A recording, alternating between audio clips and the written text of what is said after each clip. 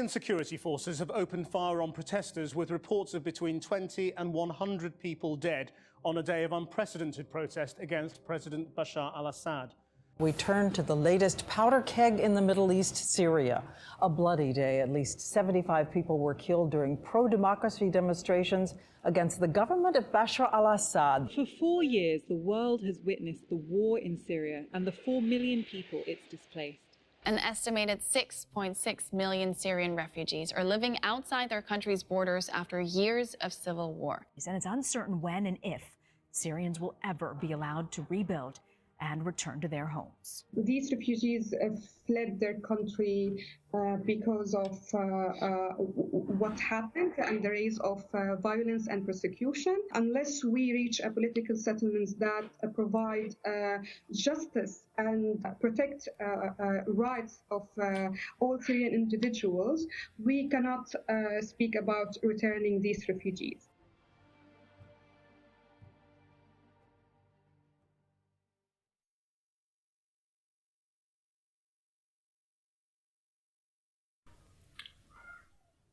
My name is Omer and I'm 23 years old. I'm studying media in Strode college.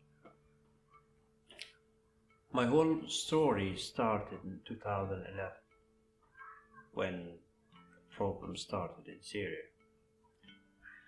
In Syria, there is some places where the Kurdish people are. They live there because they don't have country. And for some reason, they don't have any IDs.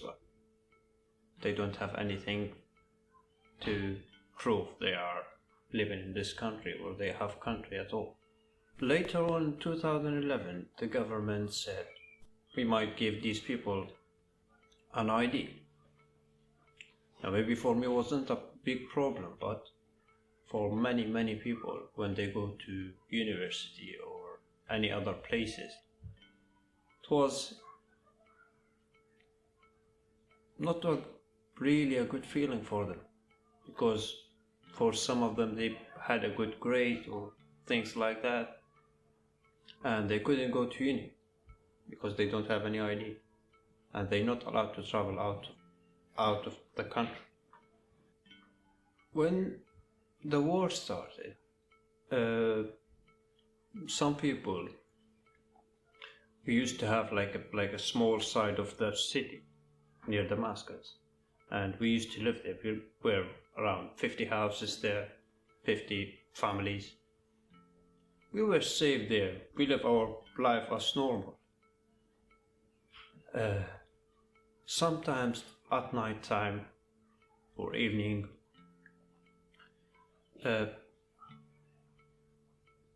these guys, they came. They hide between the houses, near the houses, and they start to shoot or bomb people in a motorway, because our house, like the opposite side was the motorway. Just after that, one of the houses is like 100 meters far away from my house. It was an empty house. The family there, they kind of moved, and this house was empty. And they bring to there an Arabic family. Now it's not about the Arabic family, but this family, they had much young men in their house. And these guys, we don't know what they work, we don't know where they go, where they come, because we don't need problems. I had like a group of friends, we used to play football. And just next to this house was like a big area that we played there. And once we was there, a car came to this house because it was right in a corner. The car stopped.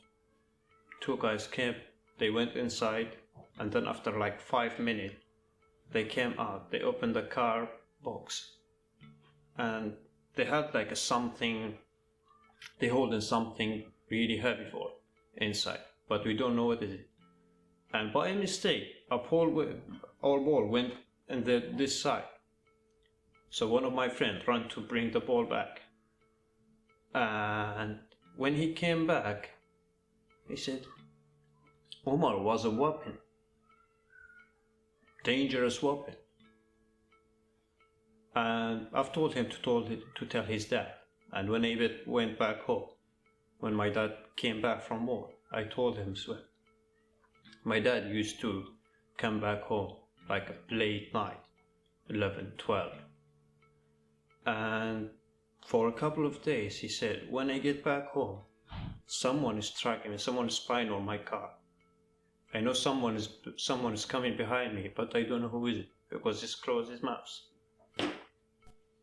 Then later on, he found out this person from this family who lived there. Day by day, they get, like, every day they come there and they shoot these people. Any officers, any person from the government, politics, anyone who go from there, they shoot him. When the thing gets worse, the government came there, they closed the road, and they told us to leave. And then my dad said, I will be renting like a farm, a small farm, and then you can come there and we will be living there. It's the other side of the city. And we said, okay, that's fine. We came back. We lived there around 8 months. I went back to school, my sisters, and yeah, was a good point. Then one day, someone was knocking our door.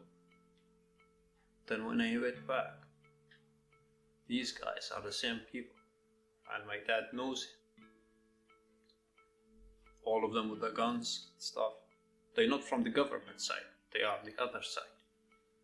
And they came and they told my dad, you have to leave. We couldn't like go to the conversation too much, because these people, they would have killed us. They don't care. We left the farm and we went to someone that we know.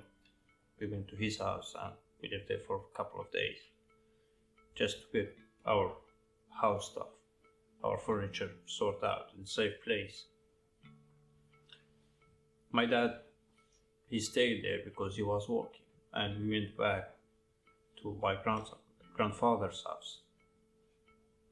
We lived there about 2 months, and then my uncle moved to Iraq, so we went to take his house in our village.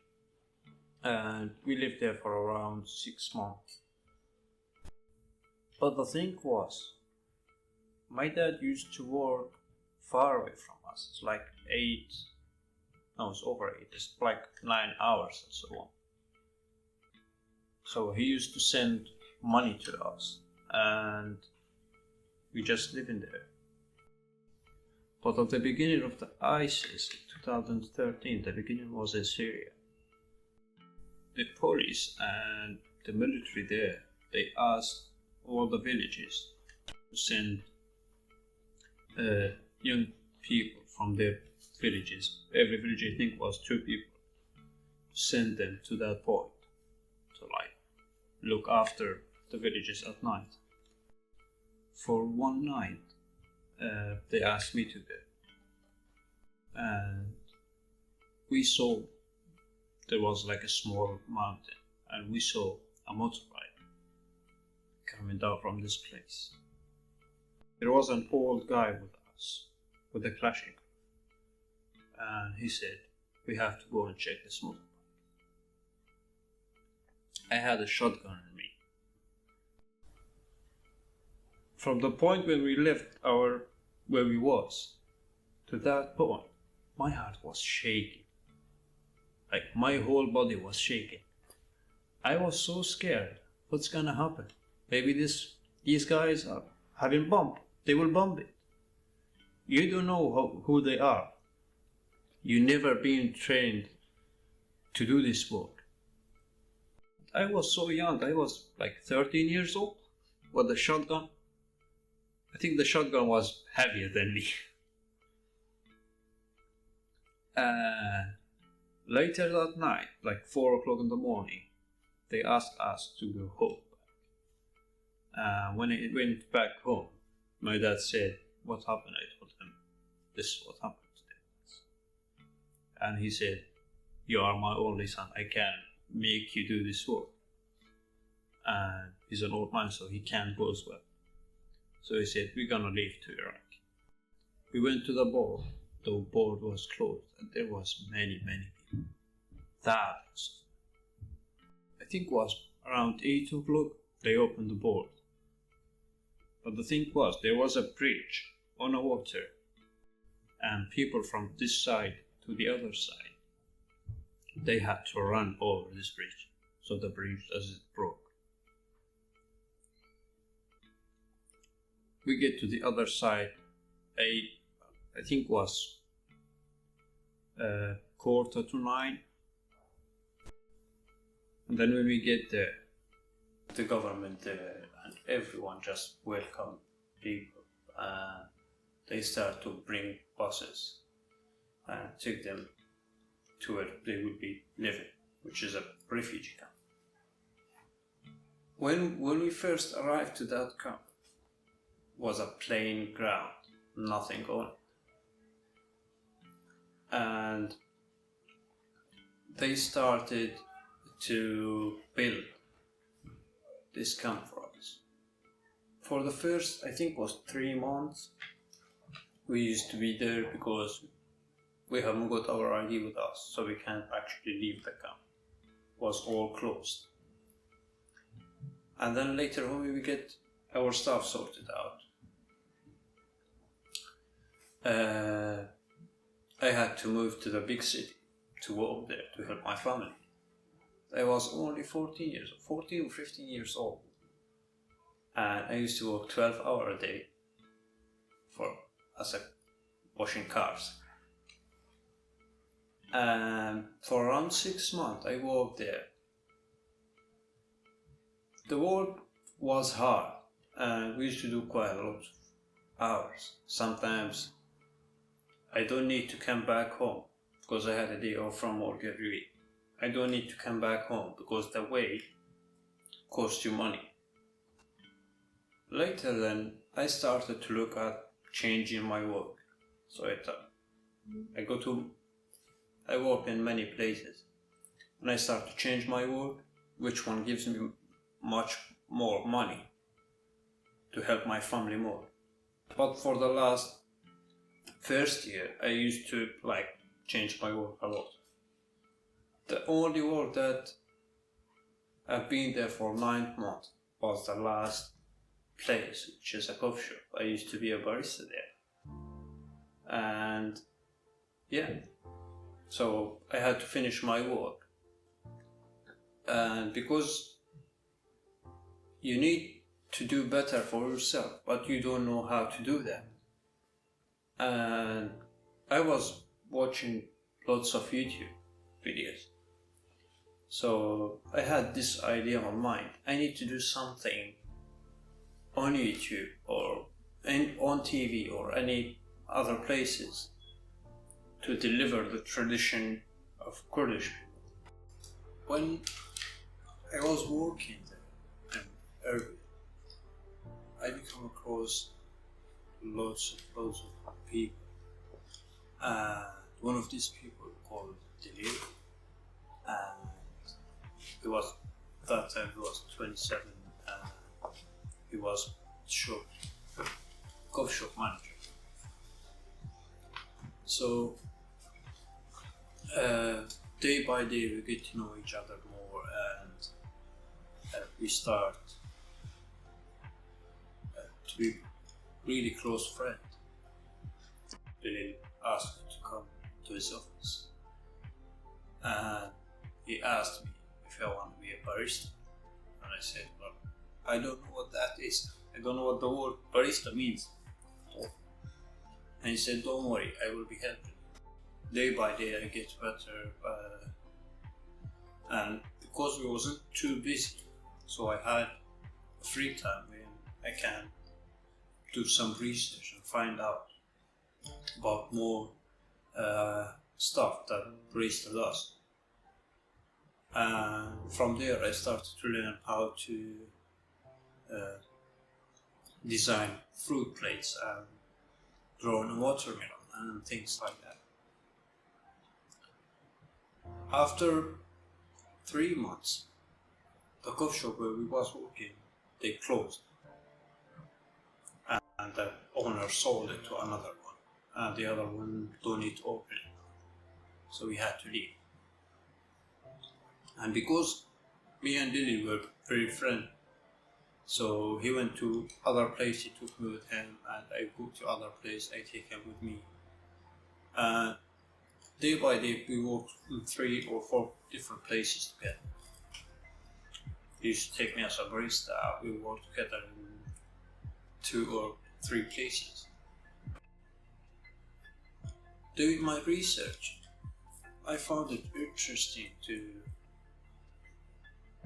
do some videos and just talk to people, like a vlogging style, or just doing a normal show on YouTube, because YouTube does give you this opportunity to talk whatever you need in a way you like, and people get to know you better. Because I was working in the morning, I used to do my research in a morning shift, because I had some free times for an hour or 2 hours, so I used to sit down under the bar table, and just search on my laptop and find more things about what's out there and how people make things. In a day, I thought, I'm ready to do a show, sort of reaction to other videos or old videos or songs or things like that, like a comedy show. And I found someone who is photography who gave this camera if he wanted to rent it for me. And I've rented this camera for him. And one of my friends who works with me came to help me. And my boss said, you can use my office to film it. It was a nice office, and we just been there and we filmed my first show. It was quite a nice time there, and I've learned a lot over the 5 years that I've spent there.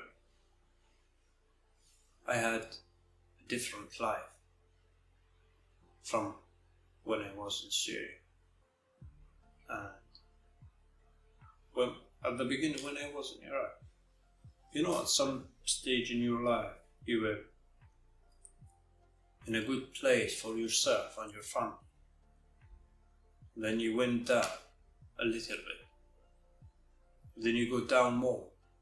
Then you get up a little bit. Just kind of you can see in front of you. And then you get down again.